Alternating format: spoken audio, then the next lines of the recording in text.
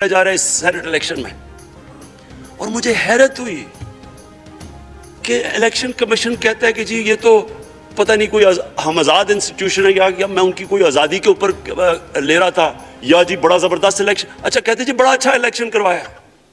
یہ مجھے اور اس سے تو مجھے اور صدمہ ہوا ہے کہ اگر یہ الیکشن اچھا آپ نے کروایا ہے تو پتہ نہیں برا الیکشن کیا ہوتا ہے.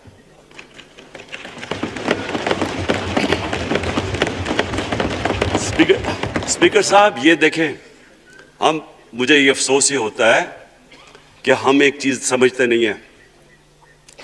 ہم کہتے ہیں نا جی ہمارے معاشی حالات بہت برے ہیں. دیکھیں جی ہماری ڈیفیسٹ تھے، یہ ہمارے کرنٹ اکاؤنٹ، یہ جو بھی ہم کہتے ہیں قرضے چڑھے ہوئے ہیں. یہ جو قرضے چڑھے ہوئے ہیں یہ ایک بیماری کے سمٹمز ہیں. بیماری کچھ اور ہے. اخلاقی طور پہ ہماری قوم کو تباہ کیا ہے، پھر معاشی تباہی آتی ہے. آج مجھے ایک ملک کا بتا دیں جس کی اخلاقیات اوپر ہو، جن کے مورل سٹینڈرڈز اوپر ہو اور وہ غریب ہو. ایک ملک مجھے بتا دیں، اور کوئی ملک مجھے بتا دیں جتنا مرضی پیسہ ہو، وسائل ہو، سب کچھ ہو، لیکن وہاں کی بھی جو لیڈرشپ کرپٹ ہو وہ مجھے بتا دیں کہ اس میں خوشحالی ہو. دیکھیں یہ 7 سال جاتا ہے. اس وقت کیا ہوا تھا مدینہ کی ریاست میں؟ کیا انہیں کوئی سونا تیل مل گیا تھا؟ کیا ہوا تھا کہ ان کے پاس کوئی پیسے آ گئے تھے؟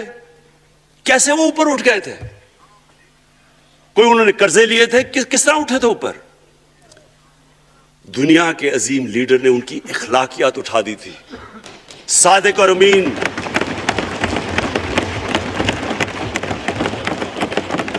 ایک قوم انہوں نے ہمیں بتایا، ہمیں قرآن میں اللہ حکم کرتا ہے کہ ان کی سنت پہ چلو. اللہ جب ہمیں کہتا ہے ان کی سنت پہ چلو، کیا ہم اللہ کو کوئی فائدہ پہنچا سکتے ہیں؟ ہماری بہتری کے لیے کہتا ہے. قرآن شریف میں سب کچھ ہماری بہتری کے لیے اللہ نے، یہ تمہارے لیے بک آف گائیڈنس ہے ہمیشہ کے لیے، اور یہ ہماری بہتری کے لیے ہے. تو وہ جب ہمیں کہتا ہے کہ نبی صلی اللہ علیہ وسلم کے راستے پہ چلو، وہ ہماری بہتری کے لیے کہتا ہے. اور میں جس نے اس عمر میں ساری دنیا دیکھ لیا ہے، اسپیکر صاحب میں آپ کو بتاؤں مجھے تکلیف ہوتی ہے دیکھ کے. جب میں یہ مغربی ملکوں میں جاتا ہوں، اسکینڈینیویا میں، سوئٹزرلینڈ میں، آپ وہاں کے اخلاقی سٹینڈرڈز دیکھیں، ان کی مورل سٹینڈنگز دیکھیں، شرم آئے گی آپ کو کہ جو ہمارے ملک میں ہو رہا ہے. اور یہ جو سینٹ کا الیکشن ہوا ہے، آپ کو افسوس ہوگا کہ ہم وہ کس کی امت ہیں، ہم کس کی امت ہیں، کس کے نام پہ پاکستان کا مطلب کیا، لا الہ الا اللہ، اس پہ یہ ہمارا ملک بنا تھا. اور آج دیکھیں ایک کرپٹ آدمی، دنیا میں ثابت کیا ہوا کرپٹ آدمی آصف زرداری، دنیا میں اس کے اوپر لکھا ہوا ہے کہ مسٹر 10%، مضمون لکھے ہوئے ہیں، فلمیں بنی ہوئی ہیں اس کے اوپر. اور اس ملک میں لوگ کہیں جی ایک زرداری سب پہ بھاری، کیا کہ وہ رشوت دیتا ہے اس لیے سب پہ بھاری ہو گیا؟ کیا یہ ہمارا ملک؟ دوسری طرف دیکھیں، دوسری طرف یہاں بیٹھے ہوئے ہمارا لیڈر نواز شریف. اور نواز شریف ایک ڈاکو، ملک کو 30 سال سے لوٹ کے ملک سے باہر بھاگا ہوا ہے، جھوٹ بول کے باہر بھاگا ہوا ہے. سارے ملک کے سامنے ہمیں کیبنٹ میں ہم نے 6 گھنٹے میں بتایا جی اس کو یہ بھی بیماری ہے، اس کو یہ بھی بیماری ہے، اس کو یہ بھی بیماری ہے. وہ جہاز پہ بھی نہ چڑھ سکے، وہ شاید مر جائے گا. شیرین کے آنسو آ گئے کیبنٹ میں، اور شیرین کے آنسو آنے آسان کام نہیں ہے اسپیکر صاحب. تو ہم نے اس کو وہاں جیسے وہ جہاز پہ چڑھا، جیسے وہاں گیا، وہ ایک دم ہی تبدیل. اور آج وہاں جا کے تقریریں کر رہے ہیں، وہاں بیٹھ کے اسکیمیں کر رہے ہیں، وہاں بیٹھ کے پلاننگ کر کے جی اسے اتنا پیسہ دو، ادھر پیسہ کھلاؤ. ساری ان کی ایک کوشش ہے، جب سے ہم 2.5 سال سے حکومت آئی ہے، یہ سارے بڑے بڑے ڈاکو اکٹھے ہو کے یہ سمجھ رہے ہیں کہ عمران خان کو کرسی کا اتنا شوق ہے کہ اس کے اوپر اتنا پریشر ڈالو کہ یہ جی ہمیں جس طرح جنرل مشرف نے NRO دیا تھا یہ بھی دے دے گا.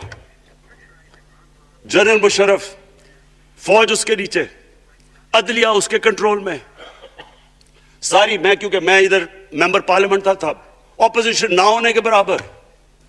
جو اپوزیشن کے اندر جو مین آدمی تھا فضل الرحمان، وہ اس کے ساتھ ملا ہوا تھا، وہ 2 نمبر ہمیشہ سے تھا، رائٹ. اور وہ آدمی جس کے پیچھے امریکہ ان کی جنگ لڑ رہا تھا، سب کچھ وہ ان کے پریشر میں آ کے ان دونوں کو NRO دیا, اور اتنا بڑا اس ملک کے اوپر اس نے جرم کیا ہے.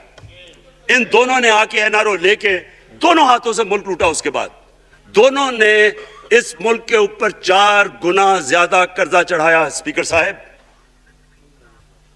6,000 ارب سے ہمارا قرضہ جو ٹوٹل لائبلٹیز 30,000 ارب پہ پہنچا دی.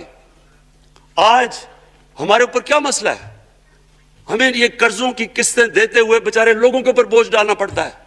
یہ جو مہنگائی ہے اس کے بعد میں بعد میں بات کرتا ہوں, لیکن پہلے یہ بات کمپلیٹ کر لوں کہ دیکھیں اسپیکر صاحب, میں یہ 2.5 سال سے تماشے دیکھ رہا ہوں. یہاں پہلے دن پرائم منسٹر بن کے پرائم منسٹر تقریر کرنے جا رہا ہے, کھڑے ہو کے تقریر نہیں کرنے دی. کیوں تقریر نہیں کرنے دی؟ کیونکہ ان کو پہلے دن سے ڈر تھا کہ یہ ہمارے جو کرپشن کے کیسز یہ معاف نہیں کرے گا. کرپشن کے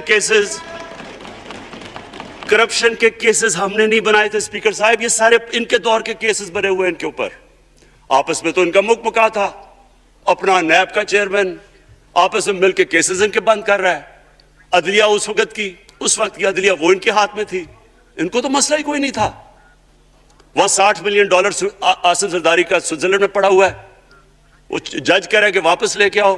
وہ یوسف رضا گیلانی جو یہاں سے سینیٹر بنا ہے, وہ پاکستان کا $60 ملین پڑا ہوا ہے سوئٹزرلینڈ میں, وہ جج کہہ رہا ہے کہ واپس لے کے آؤ. وہ کہتے نہیں جی میں نہیں خط لکھتا.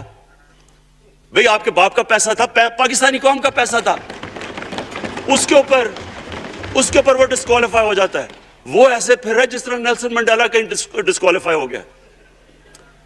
اسپیکر صاحب میں یہ چیزیں آپ کو اس لیے بتا رہا ہوں, میں تو ان کو 30 سال سے جانتا ہوں. دیکھیں جب تک ہم اس ملک میں اپنی اخلاقیات ٹھیک نہیں کریں گے, مورل سٹینڈرڈز ٹھیک نہیں کریں گے, جب اس طرح کے الیکشن ہوں گے کہ کھل کے پیسہ چل رہا ہے اور ہم کہیں گے نہیں جی وہ پٹواری کیوں پیسے لیتا ہے, تو وہ تھانے دار کیوں پیسے لیتا ہے, وہ سرکاری نوکر, وہ تو بیچارہ جو نچلا طبقہ ہے وہ تو واقعی جس طرح شیخ رشید نے کہا ہے مہنگائی جو بڑی ہے بیچارے لوگوں کی تنخواہ میں گزارا نہیں ہو رہا. ان کو ہم کہہ رہے ہیں کہ آپ بالکل ایماندار بنیں, اور یہ جن کا اتنا ان کے پاس پیسہ ہے اسپیکر صاحب, میں آپ کو یقین سے کہتا ہوں ان کو خود نہیں پتا کہ ان کا کتنا پیسہ باہر پڑا ہے. اتنے 30 سال سے چوری کر رہے ہیں یہ پیسہ, اور 30 سال سے پیسہ چوری کر کے اب ان کی کوشش یہ ہے کہ عمران خان کے اوپر پریشر ڈالو سارے چور مل کے کہ جی کبھی ہم گورنمنٹ گرا دیں گے, کبھی ہم وہ نکلاتے ہیں.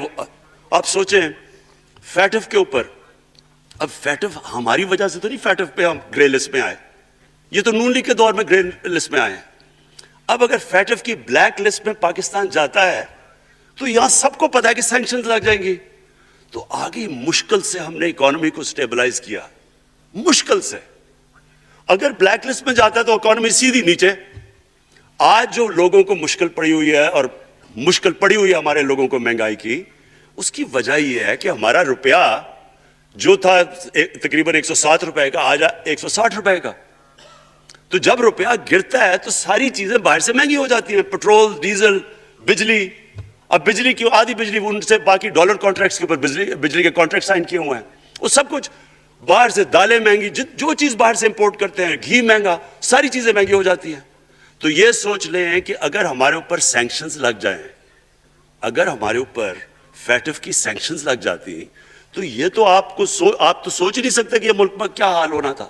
تو ہم اپنے ملک کے لیے فیٹف کی ریکوائرمنٹ پہ لیجسلیشن کروا رہے ہیں, اور انہوں نے جناب اتنا بڑا وہ پکڑا, اتنا بڑا وہ لا دیا جی, اتنا بڑا جی, یہ 34 شکیں چینج کر دیں نیب میں. اب نیب کا فیٹف سے کیا تعلق ہے؟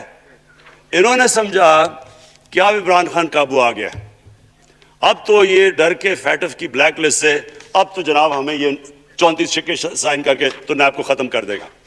مطلب یہ کہ صرف ان کی چوری کے کیسز ختم ہو جائے, بس 1 پوائنٹ ایجنڈا ان کا. اور میں نے آپ کو پہلے دن یہاں سے کہا تھا, پہلے دن یہاں کھڑے ہو کے میں نے کہا تھا کہ ان کا صرف 1 پوائنٹ ایجنڈا. میں ان کو جانتا ہوں, جب یہ سارے اپوزیشن میں میرے ساتھ تھے. ان کا صرف ایک خوف ہے کہ یہ NRO نہیں دے گا, لہٰذا اس کو اتنا بلیک میل کرو. اور اب فیٹف کے اوپر تو یہ پھنس گیا ہے, تو اب اس سے لے لو, اس سے کنسیشن لے لو تاکہ نیب ختم ہو جائے. اب سوچیں کیا ان کو ملک کا فکر ہے؟ کیا ان کو نہیں پتا تھا کہ کیا ہونا ہے اگر فیٹف کی بلیک لسٹ پہ چلے جاتے ہیں؟ اس کے بعد انہوں نے جلسے کرنے کی کوشش کی, بڑا جی پبلک نکالیں گے ہم, مینار پاکستان کے اندر جلسہ. مینار پاکستان کا یہ جانتے نہیں. دیکھیں ان کے بھی آ گئے ایک شہزادہ ایک شہزادی جنہوں نے زندگی میں کبھی کام کیا نہیں ہے, نہ ان کو پتہ ہے کہ سٹرگل ہوتی کیا ہے. جناب مینار پاکستان خود ہی اخباروں کے اندر اپنے آپ کو پیسے خرچ کر کے اخباروں میں ذرا نمایاں کر کے جناب انہوں نے مینار پاکستان میں جلسہ کر لیا. اب میں تو جانتا ہوں مینار پاکستان, اور میں تو اپنے لاہور کو بھی جانتا ہوں, میں تو اپنے لاہور شہر کو بھی جانتا ہوں. وہ لاہور شہر ملک کا کوئی پیسہ چوری کیا ہو اس کے خلاف تو نکلائے گا, لیکن بڑے بڑے ڈاکو اگر وہ سمجھ رہے ہیں کہ اپنی چوری بچانے کے لیے لاہور شہر کو نکالیں گے تو وہی ہوا جو ان کے ساتھ مینار پاکستان میں ہوا. اب آ کے جو ڈاکٹر فہمیدہ مرزا نے بڑا اچھا آپ کو ایکسپلین کیا. انہوں نے بتایا کہ یہ کیوں ضروری تھا اوپن بیلٹ. انہوں نے بتایا کہ الیکشن کمیشن کی تو ریکوائرمنٹ ہے کہ آنسٹ ہو, فری اور فیئر الیکشن ہو. تو انہوں نے 2008 میں چارٹر آف ڈیموکریسی میں کہا ہوا کہ جی اوپن بیلٹ ہونی چاہیے, دونوں پارٹیز نے. اور اس کے بعد ایک دم وہاں سے دونوں سب ادھر سے بھاگ کے اور کہتے نہیں جی خفیہ بیلٹ ہونی چاہیے. میں نے تب کہہ دیا کہ خفیہ بیلٹ کا ایک مقصد تھا, سارے مل کے کوشش کریں گے کہ حفیظ شیخ کو ہرائیں, اور وہ جو آدمی جیتا ہے پاکستان کا کرپٹ ترین آدمی.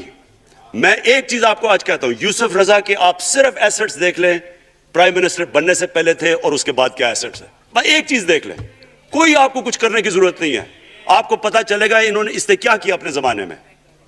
تو اس کو لا کے یہاں بٹھا کے تو جناب انہوں نے سارا پیسہ لگا کے, اور ہمیں سب پتا تھا کیا ہو رہا ہے, اور اس کو جا کے جناب انہوں نے ہروا دیا حفیظ شیخ کو. اب کیا پیغام گیا سارے ملک میں اس کا؟ میں نے کیوں یہ آج ووٹ آف کانفیڈنس لی ہے, اس کا کیا پیغام گیا دنیا میں؟ سارے لوگوں کے سامنے اوپن ہارس ٹریڈنگ, لوگوں کو راتوں کو کال کر رہے ہیں, یا میں تو خاص داد دینا چاہتا ہوں, میرے ممبرز بیٹھے ہیں, خواتین بیٹھی ہیں جن کو کالیں گئی ہیں رات کہ جی 2 کروڑ سے ریٹ شروع ہوگا, ہم اب آپ کو آگے پیسے دیں گے. ان کو ساروں کو پیسے آفر کر رہے ہیں. اور پھر اگر میں صرف الیکشن کمیشن کو ایک چیز کہنا چاہتا ہوں, آپ مہربانی کریں پاکستان کی ایجنسی سے صرف ایک سیکرٹ بریفنگ لیں, آپ ان کو اندازہ ہوگا کتنا پیسہ چلا اس الیکشن کے اندر, پتہ چلوائیں کیا ہوا اس الیکشن میں, تاکہ آپ اس طرح کی سٹیٹمنٹ نہ دیں کہ جی ہماری کوئی آزادی ختم کر رہی ہے. میں آپ کی آزادی ختم کر رہا ہوں یہ کہہ کے آپ کہ یہ جو الیکشن میں ہوا ہے.